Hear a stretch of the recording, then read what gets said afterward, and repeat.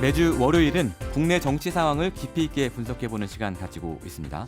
정치 인사이트 시간인데요. 오늘도 정치 분석가이신 정치 컨설팅 그룹 민의 박성민 대표 함께합니다. 어서 오십시오. 예, 안녕하세요. 자유한국당이 주말에도 장외 집회를 굉장히 강력한 장외 집회를 가졌어요. 당 추산으로는 5만 명이 모여서 최대 인파가 모였다라고 얘기를 하는데 언제까지 이 장외 집회 계속 갈까요? 바로 돌아오기는 어려울 겁니다. 예. 지금 이제 지지층들을 의식한 그런 행보이기도 하고 예. 패스트트랙을 못 막았으니까 이제 그런 것 때문에 바로 돌아가기는 어렵고 5월달이 5.18도 이제 곧 돌아오지 않습니까? 그리고 5월 23일이 노무현 전 대통령 10주기이기 때문에 양 진영이 좀 지금 마주 앉아서 예. 지금 원내에서 예. 뭘 하기가 어려운 시기라고 보기 때문에 적어도 5월 중에는 돌아오기 어려울 것 같고 지금 자유한국당이 계획하고 있는 장외 집회 계획을 봐도 예. 한 달은 최소한 예. 장외 집회를 할 것 같습니다. 민주평화당의 박지원 의원 같은 경우는 한 달 정도 뒤에 돌아올 것이다. 한 달 안에 돌아올 것이다. 이런 전망도 내놓으셨는데 대표님하고 좀 비슷하네요. 근데 자꾸만 이렇게 전망을 예. 하면 예. 더 늦게 돌아올 수도 있으니까 그건 예.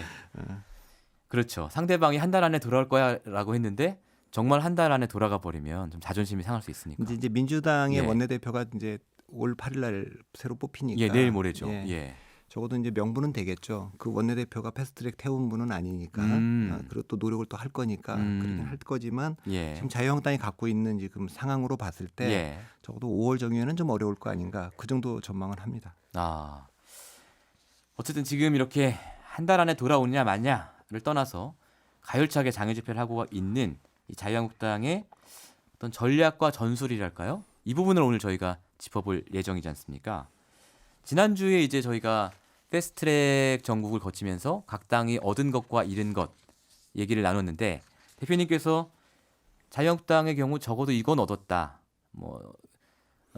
이 지금 문재인 정부에서 맞서 싸울 수 있는 유일한 정당이다라는 이미지, 그것으로 인한 어떤 지지세의 결집, 이건 얻었다라고 평가하셨잖아요. 그 뒤에 근데 나온 여론조사 결과를 좀 보셨습니까? 어떻게 보셨어요? 예, 그때 좀 나온 게 예. 약간씩 상승했던 걸로 그렇게 보는데 예. 제가 이제 정치 캠페인을 하면서 예. 경험으로 얻은 것은 예. 어떤 정치 이슈는 주도하거나 네. 반대하거나 네. 이런 세력만이 이제 지지의 지지세가 올라가요. 그러니까 침묵하거나 동조하는 경우에는 거의 얻는 게 별로 없는데 예. 그러니까 이 이슈는 패스트트랙 정국은 예. 어쨌든 민주당이 주도한 이슈 아닙니까? 그리고 자유한국당만이 예. 반대 측에 서 있었던 거죠. 예. 그러니까 당연히 이 두 정당이 이제 수혜를 입을 거고요.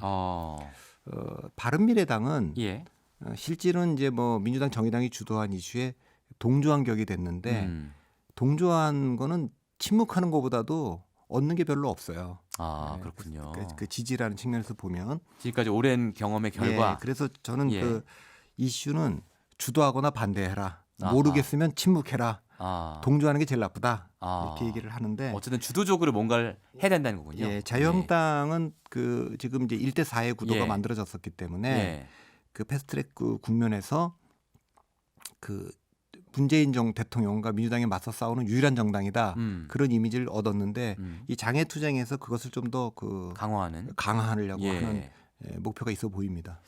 지금 말씀으로는 자유한국당이 굉장히 잘하고 있다. 전략을 잘 세워서 잘하고 있다라는 말씀을 들리는데 또 그렇지 않은 부분도 있지 않습니까 지금? 이제 얻은 거는 이제 아까도 말씀드린 대로 예. 여당에 맞서 싸우는 예. 유일한 야당이다 이런 예. 이미지를 얻었고 그다음에 지지층의 결집이 있죠. 왜냐하면 원래 지지를 하고 있는 전통 지지층들도 있지만 좀 예. 떠났던 중도 지지층들도 지금은 우리가 문재인 대통령에게 뭔가 경고를 보내야 되겠어, 민주당에 경고를 보내야 되겠어 이러고 있는데 유일하게 맞서 싸우는 게 자유한국당이니까 내년 총선 가서 찍는 거는 아니지만 예. 지금은 당장 자유한국당을 지지합니다 이렇게 말하는 게 있으니까 지지율이 좀 올라가는 걸 얻었고요. 예. 그다음에 세 번째로는 한교안 나경원 투톱 체제가 또 예. 지도부가 리더십이 좀 강화된 효과를 그렇겠죠. 얻었죠. 당내 개파 문제 이런 게 쑥 들어갔으니까. 예, 그리고 생각보다 한교안 예. 대표가 잘 적응하고 있다. 예. 대중 정치에 잘 적응할 건가? 예. 특히는 또 장애 투쟁 같은 거 이런 거 안 해본 분일 텐데 그래도 지금까지는 생각보다 잘 해나가고 있다. 이제 이런 예. 거는 분명히 얻은 겁니다. 예. 이런 것들도 분명히 있을 텐데 음. 이제 이런 과정이 장애 집회를 하게 되거나 이렇게 되면 아무래도 좀 더 강경한 발언들을 쏟아놓게 돼 있거든요. 당장 뭐 주말만 해도 황교안 대표가 죽기를 각오한 투쟁 이런 말을 6번 했어요. 뭐 그거는 각오를 다지는 거니까 괜찮지만 그리고 김무성 의원 같은 경우도 뭐 청와대를 뭐 그 다니는 4대강 보해체 얘기하면서 청와대를 폭파시키자 뭐 이런 얘기까지 했고요. 예. 뭐 그런데 오히려 그런 얘기들은 예. 그냥 뭐 자기들 감정에 충실한 얘기라고 보지만 지금 뭐 자유한국당에 자주 나오는 좌파 독재라는 예, 말, 예. 또 자유우파 예. 이런 용어를 그냥 자주 쓰지 않습니까? 굉장히 잘 줬습니다. 예. 예, 그리고 뭐 최근에는 예. 국민청원들 뭐 자유한국당 해산시키자라는 그 국민청원이 북한의 지령을 받고 한 거 아니냐 뭐 예. 이런 얘기들도 있고 그랬는데 맞아요. 그런 식의 좀 이념적이고 예. 진영 논리에 너무 빠지게 되면 사실은 이제 중도층들이 돌아가기가 점점 어려워지는 측면이 좀 있죠. 자유한국당 예, 지금 지지로. 당장은 예. 지금 당장은 예. 문재인 대통령에 대한 우리가 반대를 한다는 의사를 표현하기 네. 위해서 예. 자유한국당을 지지한다고 얘기하지만 이게 누적되면 내년 총선에서 예. 찍지 않을 가능성이 상당히 있죠. 아. 예, 그런 측면이 좀 하나 있고 예. 한교안 대표 본인으로 봐서도 음. 이런 장애 투쟁을 이끌 때 갖고 있는 위험이라는 게 아주 보수적인 색채가 강화되는 측면이 좀 있어요. 그것은 예. 뭐 꼭 동전의 양면이어서 등만 있는 게 아니라 실도 있거든요. 옛날에 그 박근혜 대표가 예. 그 사학법 투쟁을 이끌 때 예. 굉장히 강경하게 투쟁을 이끌었는데 그것 때문에 보수 지지층들의 그 마음을 얻었죠. 지지도 얻고 대표 주자가 됐죠. 보수의 대표 주자가 된다는 건 중도층에게는 약간 거리감이 생기는 거거든요. 결국 이제 이명박 후보한테 경선에서 예. 지지 않았습니까? 예. 나중에 이제 대통령 선거 경선을 생각해 보면 예. 확장성에도 제약을 상당히 받을 가능성이 있습니다. 지금 아. 한교안 나경원 대표가 지금은 당장 얻는 게 있지만 예. 지금 얻는 거는 좀 땡겨 쓰는 거기 때문에 어. 나중에 어떻게 보면 또 다시 이게 그 실로 나타날 수도 있습니다. 이제 예. 그런 점이 있고 예. 총선에서 이기려면 보수 통합을 해야 될 거 아닙니까? 그렇겠죠. 근데 예. 보수 통합을 하려면 뭐 보수 통합이라는 게 뭐 대한애국당하고 통합을 염두에 두고 있는 것은 아니고 그까지도 뭐 염두에 둘 수 있지만 그게 주는 아니고 예. 적어도 중도 보수를 상징하는 뭐 유승민 예. 의원하고 좀 돌아오도록 해야 되겠다 이렇게 네. 하지만 유승민 의원 쪽에서 나오는 메시지는 지금 자유한국당의 모습으로는 자기가 돌아갈 수가 없다. 그런 명분이 없다. 이제 계속 그런 얘기를 지금 하고 있지 않습니까? 예. 예, 이번 이 장애 집회 과정에서 나오는 얘기들로 보면 더 예. 어려졌다 이렇게 예. 볼 수 있겠죠. 그렇군요. 지금 총선 말씀하셔서 총선 전략으로 좀 저희가 얘기를 옮겨봤으면 좋겠는데 뭐 아직 총선은 1년 가까이 남은 상황이지 않습니까? 그렇기 때문에 지금의 어떤 장애 집회 분위기가 계속 가지는 않을 텐데 이 지금의 장애 집회에서 보여주고 있는 어떤 자유한국당의 전략 총선까지 유효하다고 보십니까? 뭐 선거에 대한 선거 전략에 대해서 우리가 설명할 수 있는 게 많지만 예. 가장 그 단순하게 설명하면 네 가지예요. 네, 네 가지. 나하고 상대가 있다고 놓고 보면 네. 뭐 나에 대한 지지를 강화하거나 나에 대한 반대를 약화시키거나 예. 상대에 대한 지지를 약화시키거나 상대에 대한 반대를 강화시키거나 그렇겠죠. 예. 네 가지밖에 없어요. 그렇겠죠. 그러면 예, 예. 어느 정당이 예. 정책을 내놓거나 메시지, 인물, 뭐 홍보 모든 거는 이 넷 중에 어느 하나라도 예. 만족시키기 위해서 하는 겁니다. 그 네 가지 범주에 들어가지 않는 선거 전략은 없겠죠. 없죠. 근데 예. 야당 입장에서는 기본적으로는 상대에 대한 반대를 강화하는 겁니다. 다시 말하면 정권 심판론이에요. 상대에 대한 반대를 강화한다. 예. 지금 집권당이 이렇게 잘못한 예. 것들이 많이 경제도 지금 나빠지고 있고 예. 북핵 문제도 지금 못 풀고 있고 뭐 인사 문제도 뭐 자기들 마음대로 하고 있고 네. 네. 이렇게 한다 그러면서 이 반대를 강화하는 게 제1 목표가 되는 겁니다. 예. 그건 어느 나라 뭐 선거에서도 야당은 정권 심판론을 들고 나오는 거니까. 그런데 지금 이제 자유한국당의 전략은 뭐냐면 네. 나에 대한 지지를 강화하는 전략이거든요. 지지층들을 겨냥해서 예. 지지층을 뭉치게 하려고 하는 건데 지금 정권을 잃은 자유한국당 입장에서 보면 보수층 입장에서 보면 지금 그 한교안 대표나 나경원 원내대표가 이끌고 있는 이런 장애 집회라든가 이렇게 지지층을 향한 메시지는 없더라도 예. 이미 자유한국당 외에는 찍을 데가 없어요. 그러니까 이분들이 총선 때 오면 대한민국당을 찍을 그렇지 않거든요. 대선 때도 그렇고 거의 그 이 정당을 찍을 거기 때문에 불필요한 지금 과도한 힘을 쓰고 있는 겁니다. 이미 이제 집토끼로 들어와 있는데 예. 이 집토끼를 계속 붙잡아두기 위한 행보를 너무 많이 하고 있다. 근데 그렇게 하는 것이 전략적이지 않은 이유는 예. 그렇게 되면 뭉치는 순간 이념적으로 진영 간의 논리로 뭉치는 순간 예. 반대 측도 아. 진보 진영도 뭉치게 됩니다. 예. 2012년 우리가 총선을 생각해 보면 그때 2011년 10월 26일 날 서울시장 선거를 새누리당이 졌거든요. 그렇죠. 그때 박원순 시장이 당선이 됐죠. 당선됐습니다. 예. 무소속인데 그리고 뭐 그때 민주당이 상당히 이제 국회에서 승리를 다음 내년 그 2012년 총선이었기 때문에 승리할 거란 전망이 많았었는데 실제로 150석을 넘겼어요. 새누리당이. 그랬습니다. 예, 예. 이겼는데 그 이유는 그때 민주당과 통합진보당이 연대를 하고 예. 그러는 과정에서 이명박 정부의 실정을 공격했으면 상당히 그 지지를 많이 얻었을 텐데 중도 네. 보수층의 지지도 얻었을 텐데 예. 이것을 약간 뭐 이념적인 문제, 한미 FTA 문제라든가 강정마을 문제라든가 또 뭐 이거 박정희 대 노무현의 뭐 싸움이라든지 이런 예. 식의 이념적 프레임을 처음에 거는 바람에 예. 그렇게 되면 그 실정들은 집권당의 실정들은 다 이렇게 묻히고 아. 양 진영이 똘똘 뭉치게 되거든요. 예. 이제 그런 것은 야당의 전략으로는 옳지 않은 거죠. 예. 그러니까 지금 자유한국당의 문제는 본인들이 사실은 중도 보수층도 예. 문재인 대통령과 이제 민주당으로부터 실망해갖고 지난 지방선거를 끝으로 좀 돌았었고 그게 지금 지난번 예. 창원 예. 성산선거에서 예. 좀 나타나지 예. 않았습니까? 중도 진보층조차도 기대를 많이 했는데 예. 이게 뭐 생각만큼 잘하지는 못하고 있어. 그래서 나도 좀 실망하고 있어. 이러고 있기 때문에 지금 자유한국당 입장에서 보면 이걸 갖다 그 너무 지나치게 그 예. 이념적인 문제로 접근할 것이 아니라 문재인 정부의 실정을 아주 논리적으로 접근했다면 중도층들이 좀 떨어져 나올 수 있는데 예. 그걸 그대로 묶어둔다는 측면에서 전략적으로 좋아 보이지는 않습니다.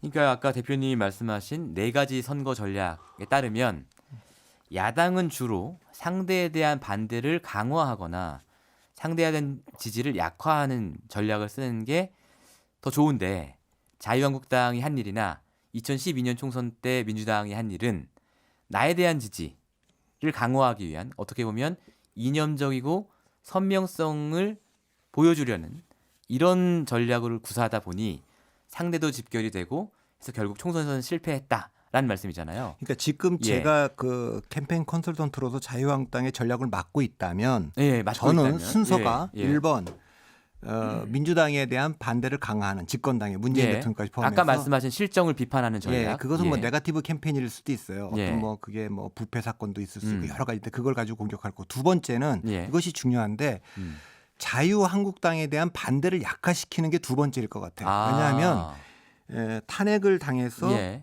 지금 뭐 그 두 전직 대통령이 예. 감옥 구속도 되고 예. 그랬기 때문에 국민들에게 보여줘야 될 모습은 자유한국당이 변하고 있습니다. 혁신하고 있습니다.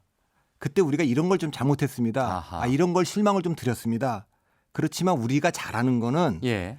그래도 경제 문제나 특히 외교 안보 문제는 그래도 우리가 잘할 수 있습니다. 예. 이렇게 어필을 함으로써 예. 중도층에게 반대할 수 있는 명분을 좀 떨어뜨리는 것 그것이 두 번째 전략일 것 같고 그런데 지금은 세 번째는 예. 세 번째는 민주당에 대한 문재인 대통령의 지지를 약화시키는 것. 문재인 대통령이 뭐 나쁜 의도로 이렇게 하고 있다고 생각지는 않습니다. 이건 중도 예. 진보층을 향한 거죠. 예. 좋은 뜻으로 하려고 하지만 예. 결과적으로 보면 최저임금 뭐 상승이라든가 이런 외교 문제도 뜻대로 되는 게 아닙니다. 그게 쉬운 일이 아닙니다라고 해서 예. 이게 지지할 수 있는 명분을 좀 뺐고 예. 전 제일 마지막에 배치할 게 자유한국당에 대한 지지 강화일 것 같은데 이것은 예. 정권을 뺏기고 탄핵도 됐기 때문에 이 감정의 상태가 보수층 유권자의 감정의 상태가 그런 걸 안 하더라도 노력을 안 하더라도 예. 지금은 이제 그 뭉칠 때가 됐기 때문에 예. 굳이 그건 안 해도 되는데 이걸 1번으로 놓고 있는 게 전 전략적으로 지금 약간 그 오류인 것 같습니다. 야, 지금 이 방송을 자유한국당 관계자들이 듣고 계실 텐데 정말 말씀 주신 대로 충고하신 대로 전략을 실행한다면 민주당이나 청와대 입장에서는 굉장히 난감할 수 있겠습니다. 절대 그렇게 안 될 것 같아요. 왜냐하면 왜요? 예. 이 자유한국당이 예. 그 전에 이제 뭐 민주당 때 3당 합당을 한 뒤로 신한국당이나 한나라당 때까지만 해도 예. 그 안에 보수적인 분들만 있었던 것이 아니고 개혁적인 사람들도 꽤 있었어요. 예, 뭐 남원정도 있고 뭐 굉장히 많은 예. 남원정이라면 남경필, 그리고 원희룡, 뭐 정병국 이런 정병국, 분들 또 예. 그런 분뿐만 아니라 많은 뭐 미래연대라는 것도 예. 있었고 굉장히 많이 있었기 때문에 그랬는데 지금 새누리당은 박근혜 대통령 들어와서는 사실은 그 개혁파들이 그 다 지금 밖으로 나가버렸죠. 예, 그런 예. 상태가 있기 예. 때문에 지금 그 자유한국당 안의 분위기는 조금 더 강경한 목소리를 내야 된다 예. 하는 것이 줄을 이룰 것 같아요. 예. 저는 예. 그거에 뭐 반대하는 건 아닙니다. 그러니까 예. 박근혜 대통령이 뭐 뭘 잘못한 게 있어 이렇게 생각할 수도 있다고 봅니다. 예. 뭐 잘못한 게 있지만 탄핵까지 당할 일이 아니잖아 이렇게 생각하실 수도 있다고 봅니다. 예. 탄핵까지 뭐 당했으면 됐지 뭐 구속까지 할 거는 없잖아 이렇게 생각하실 수도 있다고 봅니다. 자유한국당 내부에서 네, 그게 예. 옳다 그러다 제가 판단하려고 하는 게 아니고 예.